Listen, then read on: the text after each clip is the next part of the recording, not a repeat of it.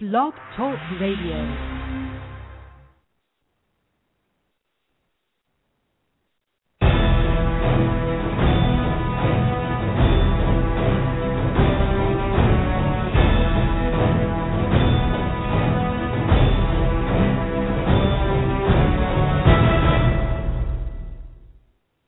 Good evening, everybody. Welcome to the Kick-Ass Fantasy Football Show on Blog Talk Radio. I'm your host, Jumpin' John Prevo, and with me is our regular fantasy expert, Vince Welts, and we have a guest tonight, fantasy expert Mike Bray. So how you doing, fellas? Mike, welcome to the show. Hey, thanks a lot. I'm happy to be here. I'm excited for the night.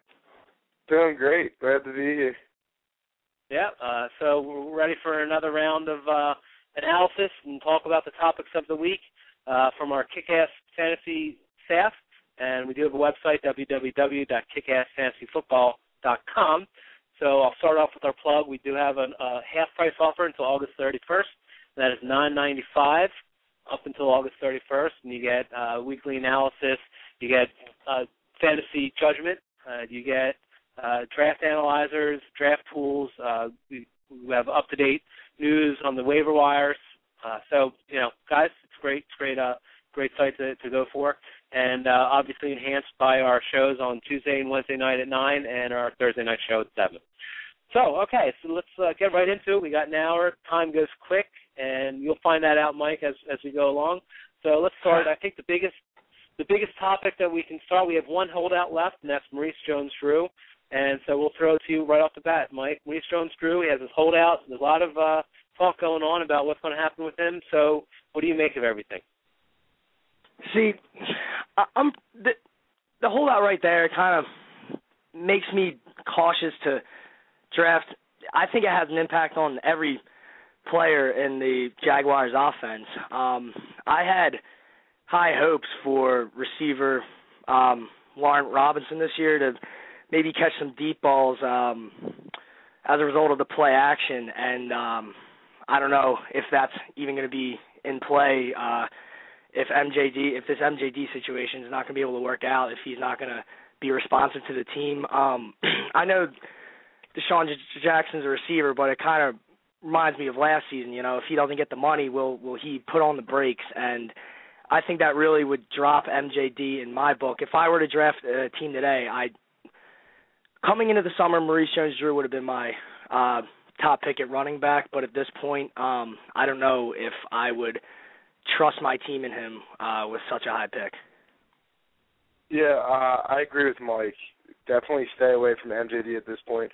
And I saw on NFL.com that an AFC executive was quoted as saying this season's going to be a wash for MJD.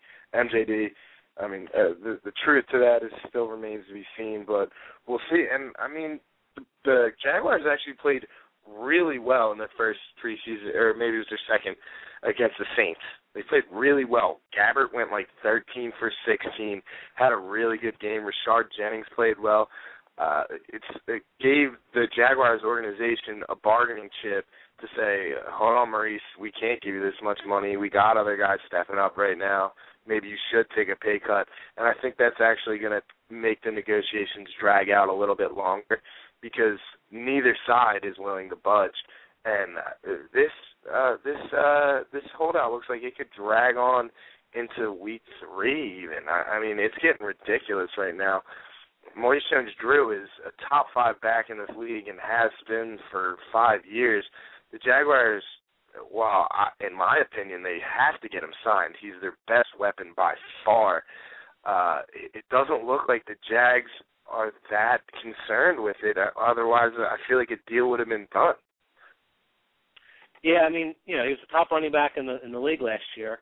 I will say, I like, Mike, your points that Blaine Gabbert has looked good, and actually so has Rashard Jennings. So I'm not really sure. It's such a mixed bag right now. I as well had some high hopes for Warren Robinson. I mentioned that on the show a couple weeks ago. Justin Blackmon actually looked like, I mean, he didn't even look like a rookie in his first work back. So I'm not really sure. I mean, Jacksonville has just been a black hole in offense. Maybe there's signs of life. But you look at Chris Johnson last year and what happened to him. And it did not bode well for Chris Johnson throughout the year after his holdout. And plus, with Rashard Jennings looking good, there's actually a lot, and we'll also get on the Saints defense as a topic a little bit down on our list. But there's been talk of a trade rumor for Maurice Jones-Drew, and I'm wondering if you guys have heard anything more recent and what you think of any trade implications for the running back. I personally haven't read about any teams involved in trade talks for Maurice Jones-Drew, but I feel like the Jaguars could get back some good assets if they were to trade him, and I don't know, maybe roll the dice and invest a lot of their carries in Rashard Jennings this season. I don't think any situation trading MJD at this point in his career could benefit the Jaguars.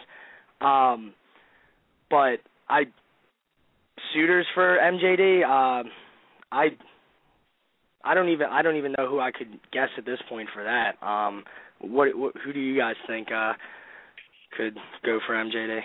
But one rumor I did hear was San Diego due to the injury to Ryan Matthews, which Ryan Matthews. Yeah, but I'm not sure. You know, depending on the severity of the injury to Ryan Matthews, and you basically have two number one running backs going for the same team. So, Vince, sorry, I kind of cut you off there. What would you think about any trade for Maurice Jones-Drew, and what would make sense? I haven't seen anything trade rumor-wise, and it wouldn't make sense to me for the Jaguars to even trade Maurice Jones-Drew unless they have a lot of confidence in Blaine Gabbert. Because by trading Maurice Jones-Drew, now you're completely handing over the offense to Blaine Gabbert and putting it all on that second-year man's shoulders. And while he did have a good preseason game, that's one game compared to an awful, awful rookie season. Somewhere where it could make sense. I don't know. Well, the Jaguars have so many needs that pretty much any team that needs a running back and has something to offer on the offensive line or the defensive line or the defensive backfield, could be a suitor. But I haven't heard anything. I don't think he's on the trading block. I could be wrong, but I don't know. I hate to say this. Oh, sorry. No, go ahead, Mike, please. Oh, I was just saying. I hate to say this, kind of like it's like the bad guys, I guess, because they're always good or they're always an elite team. The Patriots, I mean, they were shown in that Monday night game. They have about 4 centers on that team who could start on just about any team in the NFL and do pretty well. I mean, the Patriots also have a lot of assets at receiver. I don't even know if that trade could possibly work with restrictions and everything with salaries, but I mean, if they needed offensive linemen, the Patriots, or they need offensive linemen, and the Patriots have extra offensive linemen. As much as I would hate this, I don't even know if that trade will work, but just speculation.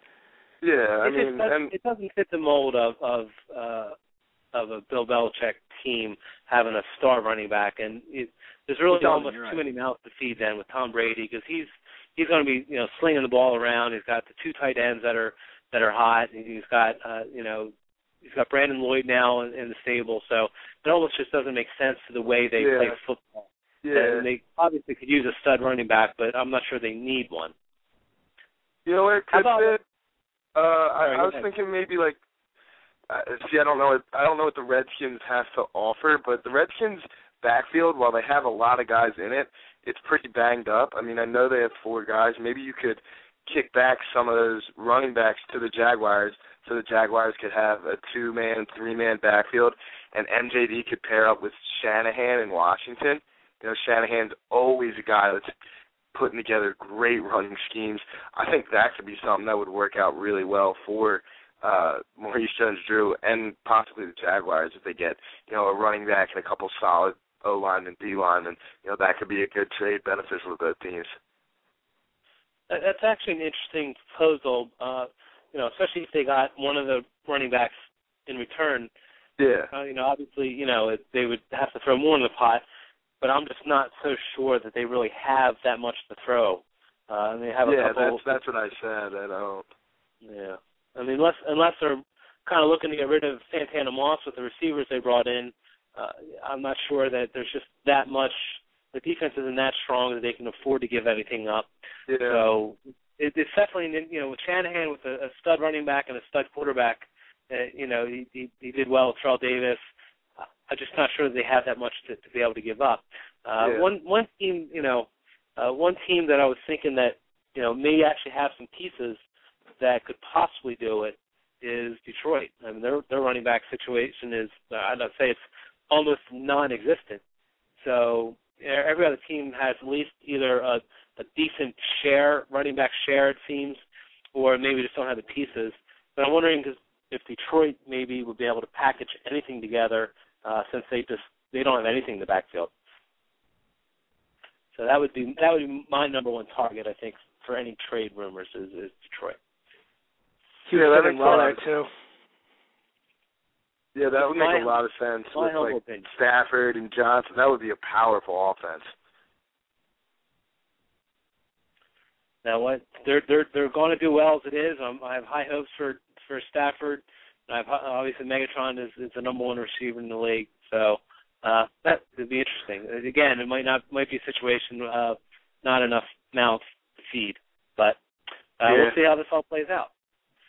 So, speaking of, we talked a little bit about their game against the Saints, and I just wanted to get in a little bit. My concern going into the season was how the Saints would perform with the suspensions, and the coach Sean Payton's obviously out for the year, and they just had a lot of disruptions.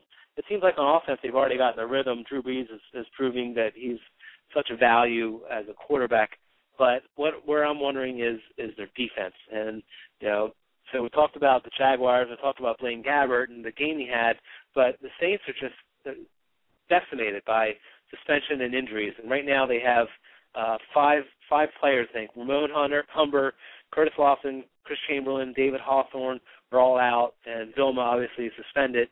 I mean, that's half of a starting defense right there, potentially. So, and I think Curtis Lawson, I mentioned Lawson. So, the linebacking especially is just really in trouble. So, do you guys think that the offense is enough to overcome all the injuries on defense, and are the Saints headed for trouble this year, or can they scrape it together for a playoff run? So Vince, I think the offense is in trouble, the defense is absolutely in trouble. There's no question about that. But we saw the Green Bay Packers and the New England Patriots have great regular seasons last year. The Packers went 15-1 and had the worst defense, not last year, in the history of the NFL. And they still had a 15-1 season. I mean, I don't know. The way the game's being played today, it used to be defense wins championships, and I still think it is, but when you have an offense like that, the spread offense that Drew Brees runs down there in New Orleans, you can overcome. I mean, if he scores 45 and the opposing team scores 35, your defense is bad, but you still won the game. So they can gun with anybody, but, I agree. The defense is not looking up. I mentioned Gabbert had a great game, and maybe that wasn't so much to do with Gabbert's improvement. It might have been the fact that the Saints' defense is just lacking that much because we really haven't seen Blaine Gabbert pass as well against any defense in his short career as he did against the Saints last week in preseason. So it is troublesome, but I think in today's NFL, it's way easier to overcome a bad defense than a bad offense. I think that's a really great point. The only situation I want to relate this to that it could turn head over heels for the Saints is the Eagles last year. I mean, they were decimated at the linebacker, or they didn't even have linebackers last year, and right now it appears that the Saints don't have their linebacking core, and I don't know, like in offense, Drew Brees' offense, I mean, they're going to put up points no matter what. But like you said, defense does win games, and the defense is really important. If they're letting up 30, 35 points every other week, I mean, it could prove pretty deadly for the Saints. And I really don't know what to make of this. I would still, fantasy-wise, I don't think it will affect any players in the offense. If anything, it'll push them to put up more points per game. But for the Saints as a team, I think that they could have some trouble sneaking into the playoffs this year. Really? Yeah. I mean, I think it's different than the Eagles situation, though. And I'm it just is, saying because that, the offenses are different, but yeah, and the they thing were both with the Eagles last year were in, like, they lost like 3 or 4 really close games, and it was obviously their defense at fault because they played terribly, but the huge part was they turned the ball over in, like, horrible situations. So, I mean, they could have potentially still had that defense. And the Eagles could have went 11-5 last year with the same body of work if you cut out a couple Jason Avant fumbles here, a couple bad picks here and there, you know. So while it's I'm not arguing, it's definitely not a good thing to have a bad defense and a weak linebacking core. Obviously, it's trouble, and you want to fix that. But I think the Saints have the firepower to overcome it. I see them still. The NFC South is pretty good, looking pretty good this year, but I still see them winning that division.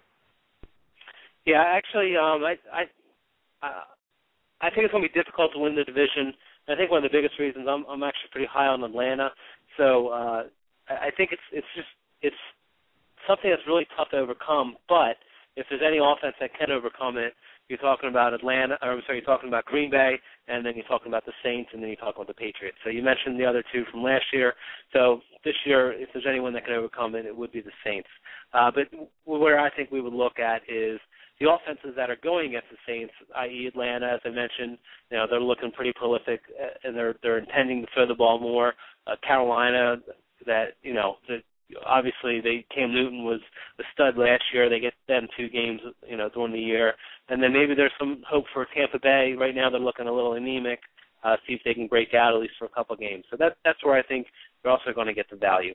I want to take this chance. We're going to take a quick break, but I do want to remind everyone that we have a call-in number, which is it's 877-511-1024. You call in and ask questions, and we also do have a chat room, which was actually hopping pretty well on Tuesday night. So please feel free. Any questions, comments in the chat rooms, we'll get them on the air.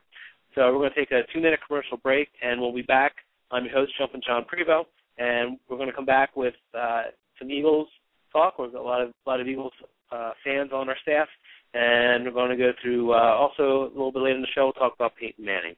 So we got 2 minutes, and remember, this is the Kick-Ass Fantasy Football Show on Blog Talk Radio. Don't let your fantasy issues become a reality. Fantasy Judgment is the premier dispute resolution service for all fantasy sports leagues. Led by attorney Michael Stein, the Supreme Court of Fantasy Judgment will resolve any and all issues or conflicts that arise in fantasy leagues. This includes disputed trades, collusion, abuse of power by league commissioners, lineup and roster errors, draft issues, score discrepancies, and interpretation of league rules. We alleviate the burden for league commissioners and allow everyone to focus on winning their leagues rather than arguing over disputes. Visit www.fantasyjudgment.com. Hey fantasy fans, how often does 1 or 2 injuries ruin your chances of winning your fantasy league? If you're anything like me, too often. What if I told you that I found a fantasy game that could help you avoid that? You can win cash prizes daily. FantasyPlayerExchange.com is a new fantasy game that allows you to make a team every single day. You can choose from players in multiple sports. Every day you have a chance to win. Unlike traditional fantasy games, FantasyPlayerExchange.com allows you to make your own team every day. Sign up today and enter to win a free trip to Las Vegas. FantasyPlayerExchange.com. Invest in your daily fantasy. Are you good at fantasy football? Are you used to winning your fantasy league? Well, now put your fantasy skills and savvy to the ultimate test by playing against the rest of the world with Fantasy Football Evolution. Fantasy Football Evolution is the first ever worldwide fantasy football competition. The winner gets $25,000. Go to NextGenFFE.com to sign up today. The only way to know if you're the best is to play against the best. Fantasy Football Evolution at NextGenFFE.com. Fantasy football owners, it's draft time, and KickassFantasyFootball.com makes it easy. How do we make it easy? Projections from the experts, cheat sheets with your scoring rules. What else? Articles all season long, waiver wire picks, trade advice, everything you need to win a championship. How about a free judgment from FantasyJudgment.com, a $15 value? Now we're talking. Subscribe today for just $9.95, and we'll throw in a complimentary cruise for 2 to the Bahamas. Cruise to a championship with KickassFantasyFootball.com.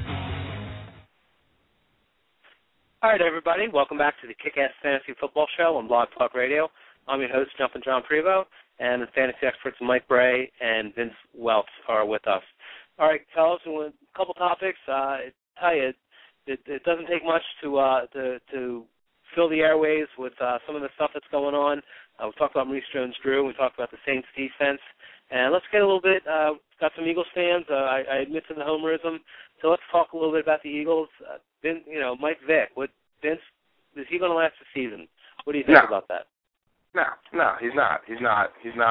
And I'm really upset about it. I'm really, really torn apart about it. And I want him to in the beginning of the year, in the beginning of these talk shows. I kept saying I got all the faith in Vic. And what we've seen all summer is Vic talking about how he's going to try to stay healthy, try to avoid hits. He's played in 2 preseason games for a total of about 10 minutes and has already collected 2 injuries. There's no chance. There's zero chance, and I'm really upset about it. Maybe he won't get a career ender, but there's no way he's going to play in 16 games this year. There's just absolutely no way. One positive to take out of it, though, is that rookie Nick Foles looked really good. I mean, not Mike Vick good, but he looked good. He looked solid. He looked like he could come in and fill in a couple of games. But I'm really disappointed in the way things have gone this preseason with Vic, and I hope it changes, but I don't see it changing. I have to completely agree with you. I'm really hoping that we don't come into week 1 and see Mike Vick some freak accident within the first couple possessions of the game and he's out for 5 games. At this point, I'm just, after seeing these past 2 preseason games, I'm just hoping when he gets injured, it's not for the whole season. Exactly. Yeah, that's all I'm hoping for right now as an Eagles fan. I find your lack of faith disturbing. I'll tell you guys, I hate it. I hate thinking like that. But. Yeah. Well, I guess you just have to go on history. He's missed a couple games in each of the past couple years. I guess it's just, I'm wondering what you think his value is, knowing he may not complete the 16-game season. He still has potential to be very prolific. And do you go ahead and grab him fairly early, and but still, try and grab Wells, later down in the draft? Honestly, if we're talking fantasy, I'm not taking Mike Vick. I'm just not. I'm not taking that risk. I mean, if he can play a 16-game season, yeah, he's a top 10, top 5 quarterback. There's no question. He's got all the tools. He's one of the best athletes the NFL's ever seen. But I'm not taking that risk. There's somebody else that's probably has a 10 times greater chance of lasting the entire season. So if it comes down to Mike Vick or Matt Ryan or someone along those, Jay Cutler even, I'm going to take Matt Ryan or Jay Cutler or Eli over him because I know those guys are probably going to stay healthy and play every game for me. Whereas Vic could miss 3 games, he could miss 5 games, he could miss a whole season. So to me, it's just not worth it.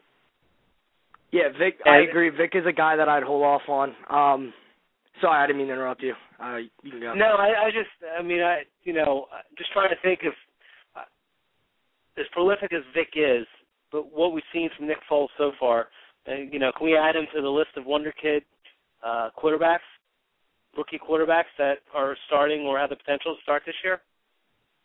Oh, Nick Foles? I think that's fair, especially due to the potential of injury for Mike Vick. I mean, his 2 preseason games, he's had 4 touchdowns and only 1 interception, and I think he's thrown for over 300 yards and under 4 quarters, or maybe just 4 quarters of work. I mean, if he's given time, I think he's proven that he can potentially – I know the preseason is completely different, but if you play this well in the preseason and make it look almost effortless at times – I mean, he was out there directing traffic. I mean, he ran when he had to run. He showed he was mobile. I think he'd be a great pickup as a free agent. I think he's someone I'm going to keep an eye on throughout the season.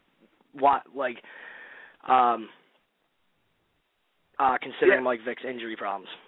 Yeah, I would even consider, because now I'm upset to say this because I want Mike Vick to stay healthy, but I'm so sure Mike Vick's going to get hurt that I would even take Nick Foles in, like, the last round and just hold on to him for when Vic does get hurt, because it's the Eagles system, so you know Reed's going to put stuff in there where he's going to throw touchdown passes and he's going to throw for yards, and this way you don't have to worry about waking up at 7 a.m. for whenever your waiver wire is to get him the weekend after Vic gets hurt. And I think he does have potential. I mean, the preseason, like Mike said, the preseason's completely different, but he looks good. He looks like a guy that's been doing this for a couple of years. He knows his throws. He's confident when he throws. He throws the ball with a lot of zip. You know, you see him on those slant passes. A lot of rookies throw those 10-yard outs. They'll throw them a little weak with not a lot of zip on the ball because they're kind of unsure of when the receiver's going to break. Not Nick Foles. That's the one thing that I like to look for in a quarterback. He throws that with a lot of zip right to the sideline. Deshaun had a couple catches like that. And, I mean, I think he definitely has potential. That's what I like to hear. Here we go. Got Nick Foles, the next Tom Brady. The next Tom Brady, right? Nick Foles. So here we go. Oh, God, I wouldn't go there. I would not go there. But maybe, you never know, right? You got to keep playing with a chip on their shoulder. We'll see what happens. Yeah. All right. Well, speaking of Tom Brady and the Patriots, I got a question to ask you. Mike, we'll start off with you. Pat's running back situation. We talked about, as a reach, as a potential landing spot maybe for Maurice Jones-Drew, but right now it looks like kind of the same old from the Pats running back. So what do you think, Mike? Same old? I think same old. I'm guessing Vereen's going to be their number one back coming into the season. Is that the case really? there? Well, yeah, that's the case. Vereen over Ridley.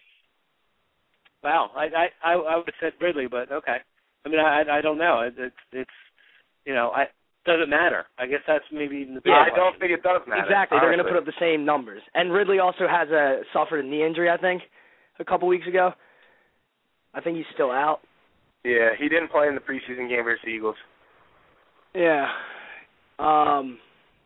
So, I mean, if he's given opportunities, and I mean, maybe I'd keep an eye on him as the draft goes, but no matter who's starting as the Patriots running back, unless it's Maurice Jones-Drew, which isn't happening probably, but I'm not going for a Patriots running back in any fantasy draft that I'm in. Yeah, no, I agree with Mike to an extent, but I would take, like, Vereen in a later round because he's a guy that, while he's not going to get a lot of carries, he might have a lot of touchdowns. I'm not sure what the number is, but I know Ben Jarvis Green Ellis had a lot of touchdowns last season, and because they would get to the goal line and just pound it. I see Vereen runs very similar to Ben Jarvis, solid running motion, not going to, go to the house with you, like, not going to do anything great, but he's solid, doesn't fumble. I mean, Ben Jarvis didn't have one fumble last year, which is pretty incredible. I don't know if Vereen's capable of that, but, it's going to be the same old with the Pats. Danny Woodhead will get his 5 carries a game, 2 screen passes, and then Vereen and Ridley will battle it out for who's going to do the first and second down runs and goal line and short yardage runs. Yeah, I think Ben Jarvis had, I believe, it was 11 touchdowns last year without a fumble. So it's very respectable, but the yardage just weren't there, and they are going to spread the ball around. So it's definitely a volatile situation from game to game in New England. Yeah. So it's pretty tough to trust them. I'm just saying, like, if you get Vereen in, like, a late round and you have a running back that has a bye, maybe Vereen will get you 6 points with a touchdown. He's not going to get you any points from his yards, but maybe he'll surprise you with a touchdown or two. So that's the only way. Late rounds, nothing early. Yeah, there's always a point where you're looking to stash and kind of hoping for some players. I mean, exactly. So if one of them gets hurt, of course there's Danny Woodhead. So I mean, you never know. But if one of them gets hurt, there's a little bit more of a door that's open. But it's right now. You're right. It's no more than that, and you really can't be wasting too much of your breath on a New England running back. Yeah. All right. So I'll tell you what. We're going to go into our second break. We'll come back, talk a few wide receivers after the break. And remember, we do have a call-in line, so please feel free. 877-511-1024, or hop in our chat room and pop a question over through there. So I'm your host, Jumpin' John Prevost. This is the Kick-Ass Fantasy Football Show on Blog Talk Radio, and our website is www.kickassfantasyfootball.com. So we'll be back in 2 minutes with Mike Bray and Vince Welts. Hey, fantasy fans, how often does 1 or 2 injuries ruin your chances of winning your fantasy league? If you're anything like me, too often. What if I told you that I found a fantasy game that could help you avoid that? You can win cash prizes daily. FantasyPlayerExchange.com is a new fantasy game that allows you to make a team every single day. You can choose from players in multiple sports. Every day you have a chance to win. Unlike traditional fantasy games, FantasyPlayerExchange.com allows you to make your own team every day. Sign up today and enter to win a free trip to Las Vegas. FantasyPlayerExchange.com. Invest in your daily fantasy. Listen up, fantasy football owners. If you want top quality, guaranteed authentic sports memorabilia, there's only one place to go. Prestige Sports Marketing. They offer autographed baseball and football jerseys, framed jerseys, helmets, bats, photos, and amazing artwork. They're 100% guaranteed authentic, so you can feel 100% confident. Check out Prestige Sports Marketing at PrestigeSportsMKTG.com. That's PrestigeSportsMKTG.com. Enter promo code ESPN and get 10% off. This fantasy football season, be sure to check out Power Play Fantasy Sports, featuring free and pay-to-play fantasy football games with huge cash prizes. Power Play Fantasy Sports is your home for the 2012 fantasy football season. Visit the website PowerPlayFantasySports.com and use the promo code KICK to receive 20% off your entry in the Power Player Fantasy Football League, featuring a $5,000 grand prize. Again, that's promo code KICK. If you know football, this is the game for you. Visit PowerPlayFantasySports.com today. Fantasy football owners, the Kick-Ass Fantasy Football Show is back every Sunday this season with everything you need to cruise into a championship. Join me, the professor, and me, the commish, along with fantasy insider Matt Lowry. Get all your fantasy football news as we break down all the players and tell you who to start and who to trade while we take your calls all show long. And we'll see you every Sunday morning at 9 a.m. all season long here on 97.3 ESPN. Check us out on the web at kickassfantasyfootball.com. Okay, everybody, welcome back to the Kick-Ass Fantasy Football Show on Blog Talk Radio. Fantasy experts Mike Bray and Vince Welts are joining me, your host, Jumpin' John Prevost. So let's get into a few more wide receiver questions, but let's jump right back into an Eagles question. You know, a lot of talk the last couple of days about DeSean Jackson. He made some comments about how maybe he wasn't given his full effort last year. So is that really what he meant? And can you trust him in the upcoming year? So, Mike, why don't you lead us off? DeSean Jackson, can you trust him? I'm going to answer that question first. Yes, I can trust him, and also, yes, I think that really is what he meant. And I don't really blame him for what he did. As an Eagles fan, I was annoyed, and it was so blatant last season, when he was going across the middle and just would shy away from balls. But I do trust him going into the season because he's a small guy. He wanted to get paid. He took it easy until he got paid. I mean, receivers are hard and easy to please. Once they get their money and their attention, if they're getting their touches, they'll be all right. DeSean Jackson's clearly going to get touches. He's happy with his situation now, and I think he's poised for another great season that we're used to seeing. And last year he still led the Eagles in receiving. Obviously, he didn't have the season he's capable of, and I still think at this point in his career he has not yet had the season he's capable of. We were questioning the Eagles' quarterback situation earlier, but barring that, I think this could be DeSean's best season yet because he's in the middle of his prime. He's seen, I think this is his 5th season now, so he's seen 4 seasons before this. He still breaks apart secondaries like it's nothing, so I really have high hopes for DeSean Jackson this season, especially after Monday night's preseason game where he got open, clearly got open. Yeah, I agree with Mike in the sense that you can trust him because DeSean Jackson, all he cares about is his money. So now that he's got it, he's gonna play hard. But I think it's despicable that he didn't play hard last year because he didn't have his money. I mean, there's 350 million people in the U.S., and I think about 250 million of them would love to play football in the NFL. no matter what the salary was, as long as it's, to feed your family. And I think it's absolutely despicable that he just came out and said pretty much blatantly that he wasn't trying last year. I will no longer be wearing my Deshaun Jackson jersey anymore. It's really, really annoying to me. It's really annoying to me watching last year and being like, wow, DJX is just not doing his thing. Like, I don't know what's up, and he's just dogging it. Like, I don't like that. I don't like it. But I agree with Mike. He's probably going to have a really good season this year because he is a very talented wide receiver. There's no arguing that. But now that he has, 4 years under his belt with that he's got a fat contract, $51 million, got the incentive to play now. He's definitely going to have a big year, but I'm no longer a fan of Deshaun Jackson.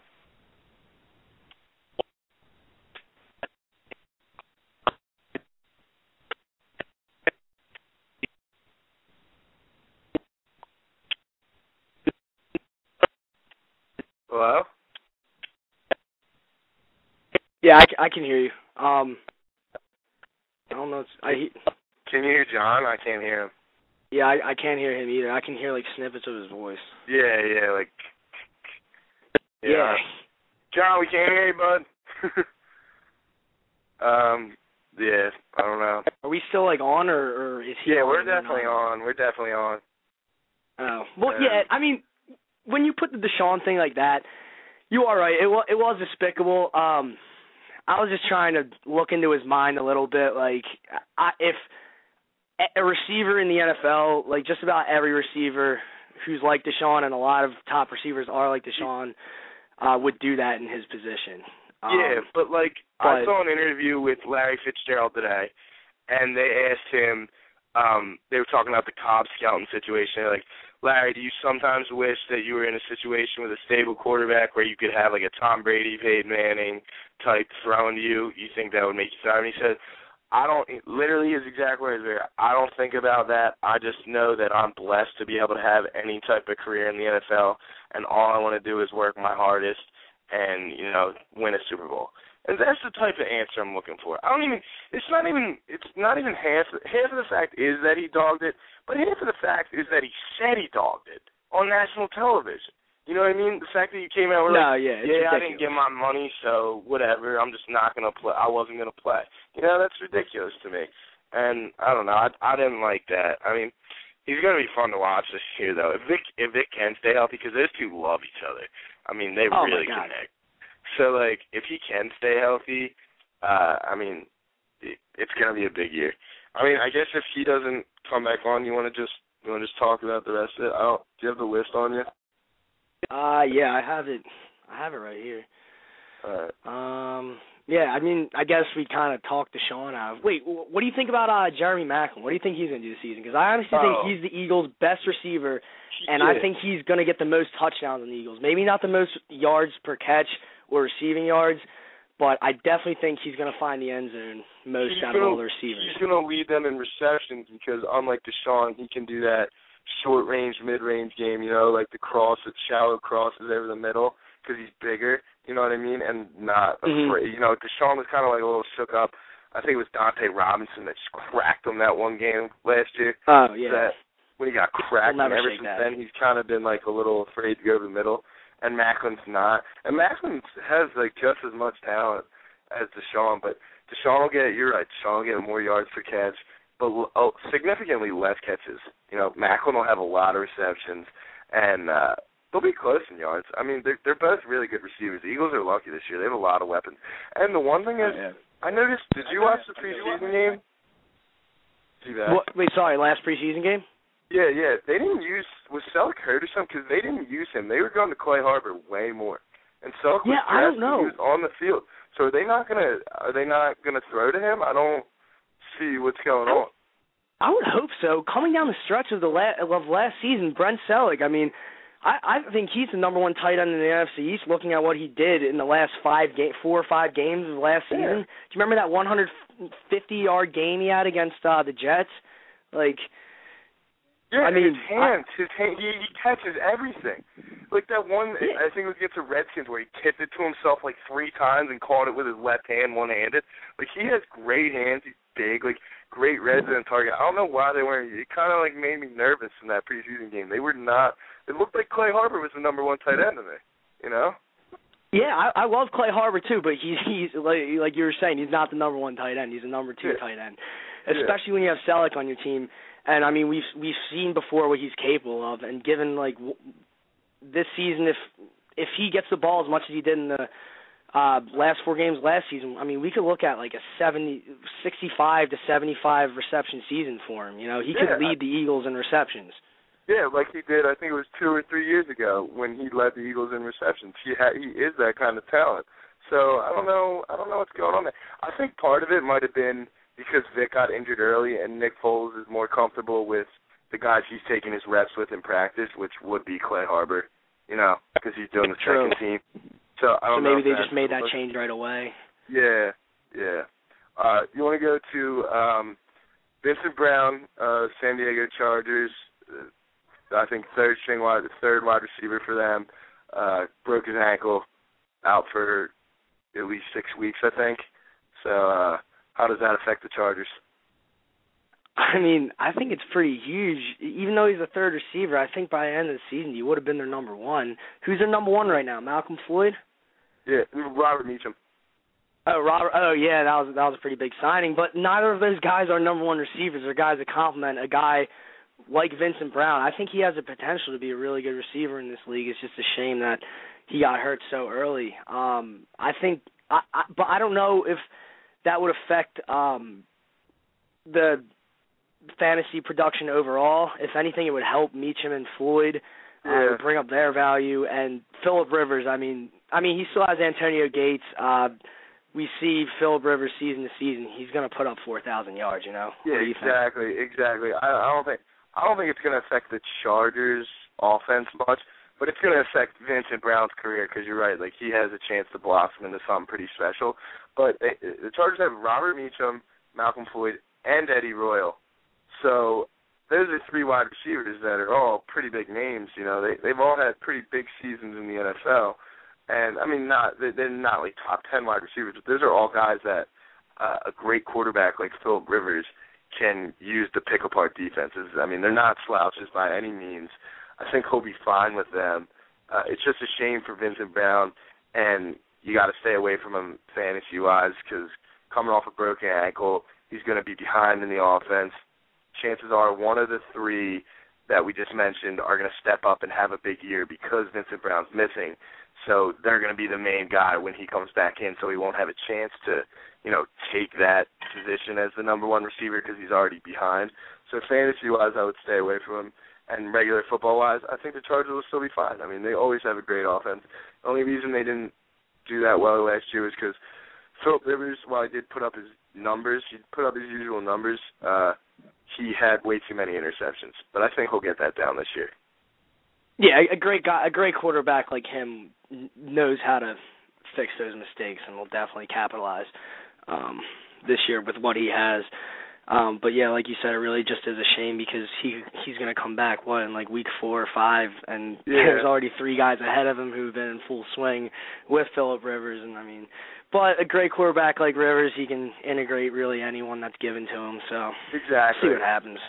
You know, it's kind of like Brady back in the day when he had Deion Branch before he was anything, Troy Brown, you know, all those guys. Even right now, I mean, he made Rob Gronkowski into, you know, what he is. Although Gronk is a freak, but I mean, you know what I mean? Yeah, he still made him what, like, exactly. Gronk wouldn't have had that on any other team. Exactly. Like, cool. No way. But I think Phillip Rivers is the type of quarterback that can do that too.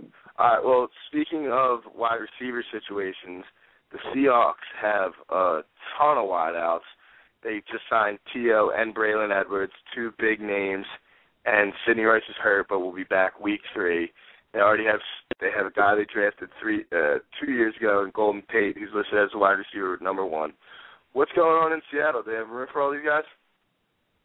I don't know. I mean, if anything, I think they don't have room for getting these guys the touches they're going to want.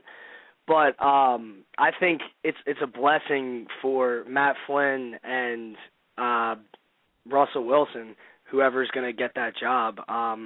I also think it's kind of a blessing in disguise, and these 4 guys are all legitimate receiver threats, or at least Rice, Edwards, and T.O. And last season, Golden Tate showed flashes of brilliance, and he's still young, and he's really fast and a great route runner. So I think Golden Tate, it'll give, if anything, I had Golden Tate as one of my sleepers this year. I think he still could be, because if anything, it's going to make him work that much harder as a young guy in this group. But I think one of these 3 guys, I would be wary of drafting any of the 3 guys, Rice, Edwards, and T.O., because one of them isn't going to see many touches this season. And I don't think it's going to be Sidney Rice. I think it's going to come down to T.O. and Braylon Edwards battling it out. I think it's funny that you said Golden Tate was your sleeper, because he was my sleeper too, because I love Golden Tate. I'm a huge Notre Dame fan, so him coming out of college, I was disappointed. Had 2 pretty bad seasons, but also had to do with Tarvis Jackson being horrible. So, maybe if Matt Flynn comes in and can prove to be what the Seahawks thought he was when they signed him, he'll have a big season, so I'm looking for big things from him. But I disagree. I think signing T.O. was a really stupid mistake, because you're coming into a situation where Matt Flynn's the starter, but Russell Wilson is nipping at his heels, and T.O.'s the type of guy that you know he's going to say something to the reporters about who he wants to be the starter. He's going to, if Matt Flynn starts missing passes or looking the other way, he's going to go to the reporters and cry like a baby, because we've seen it. It's every year. He always says, I'm going to change, and then he breaks up a locker room. I mean, physically, T.O. is probably, even though he's, 36, 37, he's getting up there. Yeah, he's almost like 40. Yeah, I mean, but he still keeps his body in tip-top shape. So physically, I think he could be a good asset, but I think he's going to rip that locker room apart. I think it was a bad signing, especially when you got, young receivers. Golden Tate's a guy you drafted in the first round. You want to give him room to blossom. And then you got T.O. coming in and being T.O., I'm sure he'll be T.O. and ruin that locker room. But I don't know. And Sidney Rice is a great talent, too. Matt Flynn is in a good situation. If T.O. can keep his mouth shut, this is a match made in heaven for Matt Flynn. Going into his first year as a starter, a lot of weapons. I mean, don't they have Zach Miller and Kellen Winslow at the tight ends, too? So he has a lot of weapons surrounding him. It could be a big year for Matt Flynn, but it could also go the other way. So that's my take. Mike?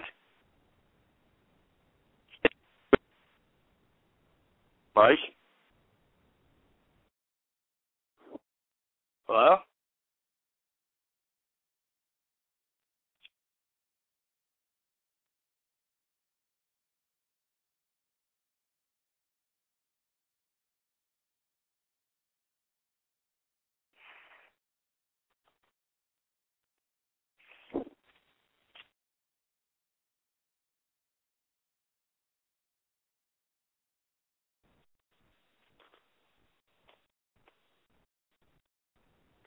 Hey, Vince, can you hear me?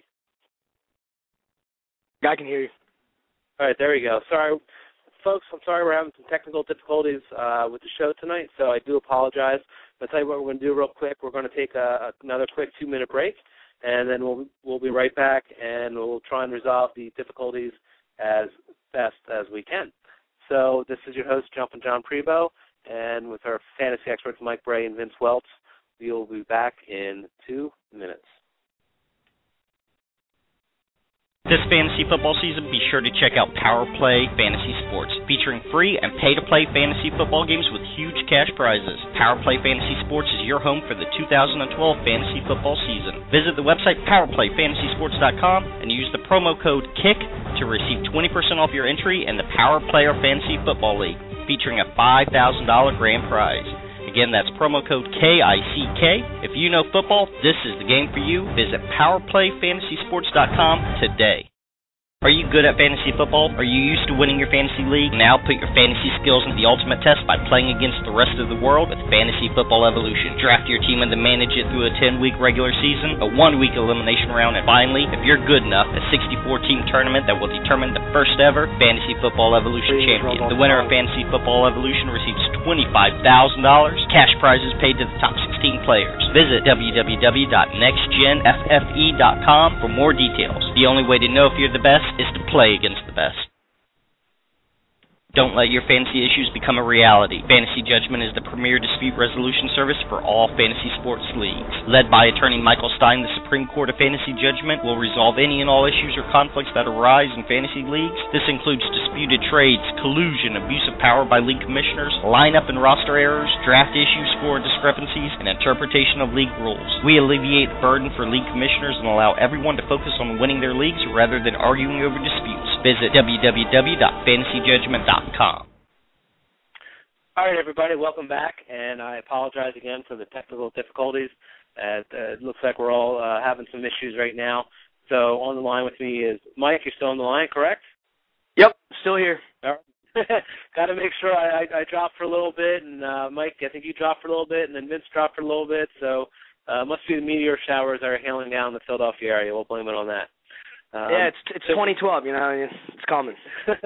that's right. It's the prelude of things to come. But at least we have, we're pretty much a full football season until December 12th to get our fill before the end of time comes. So, anyhow, we're back. I know you guys are talking a little bit. You talked about Vincent Brown. It's a shame.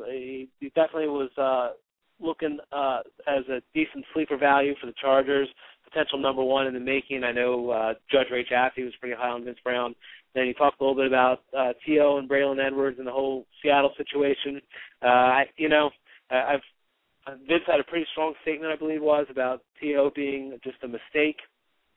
And the word out of camp is he's actually being a really big complainer, but Braylon Edwards has actually done pretty well. So it looks like Braylon Edwards has locked up a roster spot. But, T.O. I'm not so sure about, and a lot of that may depend on how Sidney Rice comes back and how soon he is available. So we'll tell you what, we'll move on, and big topic that everyone likes to talk about. Last year was Tebow. This year probably it's going to be Peyton Manning. So talk a little bit about Peyton Manning. Word on the street is he's having some troubles throwing to the right, and is that an issue, and what do you guys think of Peyton Manning? So, Mike, why don't you go ahead, Peyton Manning. Having issues throwing to the right after what happened after him sitting out last season with a potential career-ending injury. Obviously, it wasn't. I think that's terrible news. If he can't come into the season 100%, and if that neck is slightly if any part of his body is slightly bothering him right now, in a sense that he can't perform a simple function as in throwing to the right, at this stage in his career, and after what happened last year, I think that's a huge concern. If there weren't injury concerns, then I think I have huge hopes for everyone on the Broncos offense because Peyton Manning will, well, I guess except for Willis McGahee, but Peyton Manning will clearly make the offense better. Demaryius Thomas, if with a healthy Peyton Manning, can be a top 10 receiver easily, and maybe in a few years a top 5 receiver. But I think that's a huge concern, especially it's just all factors considered or everything considered. I think Peyton Manning having trouble performing any kind of motor function on the field is an enormous problem that I think bodes terribly fantasy-wise and franchise-wise for the Broncos. I mean, yeah, it's definitely an issue. The dude had surgery on his neck. If he's having trouble throwing to the right, it's pretty scary news for the Broncos who just invested a ton of money into this guy. Neck injury is not something that Peyton Manning is going to want to mess around with. I mean, at this stage of the game, he's, late 30-something-year-old, not exactly sure what his age is, but he's up there. He's been in the NFL a while. I don't think Peyton Manning is going to be the type of guy where if he's having trouble with his neck, he's going to push through it just to push through it. I mean, he has his legacy. He has everything. If he feels that this could be an injury where if he pushes it, it could really affect the rest of his life. And I think Peyton's a smart guy, and he knows that if his neck is really bothering him, he's going to step back and that'll be the end of it. I mean, I'm not saying that's what it is right now, but just the fact that he's having trouble throwing to his right, that sounds like a neck problem. I mean, yeah, obviously he's having trouble turning his head, and with your neck, it's just not something you want to risk. It's not worth it, and I think it's definitely a big issue. Broncos fans should be very scared. Yeah, I've heard people talk, and I think it's just kind of justification that he's had issues with that throughout his career, but he's still thrown a ton of touchdowns to his right side. I just want to remind everyone, and I may be eating crow later on in the year, but I have one on record saying I don't think Peyton Manning's right. I don't think he's going to be the quarterback he was, and I think people relying on him, especially as a number one quarterback, are going to be in trouble. I don't think he's fully healthy, and I mean, the guy is 36 years old, is coming off 4 neck surgeries. So I mean, geez, he's going to play until he drops, I'm sure. But on the other hand, Peyton Manning 75%, still 100% better than Tim Tebow quarterback, and it may actually bode well for everyone that's thinking that they're just going to throw downfield and throw deep. You're going to see a lot more short and medium range passes, and it might actually bode well for Willis McGahee. The Indianapolis with Peyton Manning at the helm has had some decent running backs. Edgerrin James had a couple good years, so it's not like they can't do it. And that was with him completely healthy and throwing a lot more. With slightly more injured and maybe a little bit more conservative, you may still actually see a pretty decent year out of McGahee. So it's just something to look for. Yeah, and I would like to say, I know John, I was one of the guys that was saying I had a lot of faith in Peyton. I would like to rescind that statement and say that I think I'm a little worried about him, and I would be hesitant to take him anywhere before like the 3rd round in a fantasy draft. So Mike, you need to be the arbiter here. What's worse, me going on record very strongly saying that Peyton Manning's not going to have a very good year, or Vince rescinding his support for Peyton Manning at the first news of trouble? So you tell us. Oh, man, you can't put me on the spot like that. Welcome to the Kick-Ass Show. Yeah. At least I didn't call you a thing, too, tonight, so. I guess they're both, egregious offenses, but, it's better making that decision now than before the season, or as the season starts. So if there's a positive to look at it, I think that's how I'm going to look at it. We obviously have a Peyton Manning lover here, so you'll be hearing that throughout the season. The guy's arguably one of the best quarterbacks to ever play the game. So even from just a fan excitement perspective, it was a great signing for Denver. I think with Tebow, you either love him or hate him. And with Manning, even if you hate him, you still want to watch him play. And so I don't know. I still think it's a great signing. And from a purist perspective, you really hope he's back. And maybe not he's Peyton Manning of 5 years ago, just because he is getting older. But you still want to see Peyton Manning, and he's still got a chance to light up the record book. So I think I think it's going to be a tough year for Denver. But so I got a question for you guys. Let's end the show with a real quick assessment. How do you see Denver doing? Do you see a division winner? Do you see a playoff spot? Or do you see just a mediocre team? So, Mike, why don't you start us off? With Peyton Manning healthy, I can see I guess this all has to be decided upon if Peyton Manning's healthy or not healthy. If he's healthy, I think I see a wild card spot, or potentially division winner. But with Peyton Manning injured, I see neither. I just see a middle-of-the-road team. All right, Vince, what do you think? Quick. Yeah, I'm exactly with I'm with Mike here. They won the division last year with Tim Tebow, so there's something. I mean, it must not be that hard. I'm just kidding. True. But, I mean, if Peyton Manning's healthy, it makes that offense prolific because it's Peyton Manning. He's a prolific quarterback. And, they're in kind of a weak division right now. They would definitely win. But without him, I don't even know who's their backup. I don't even know. Caleb Haney. Caleb Haney. He's a rookie, yeah. right? Yep. I mean, I know nothing about Caleb Haney, so I'm going to assume with Peyton Manning not healthy, they're going to be pretty dead. He didn't do well in Chicago last year, so it's really not looking great. But anyhow, so that's all we have for the show tonight. I want to thank everyone. I'm your host, Jumpin' John Prevost. This is the Kick-Ass Fantasy Football Show on Blog Talk Radio, and our website is www.kickassfantasyfootball.com. Thanks, folks.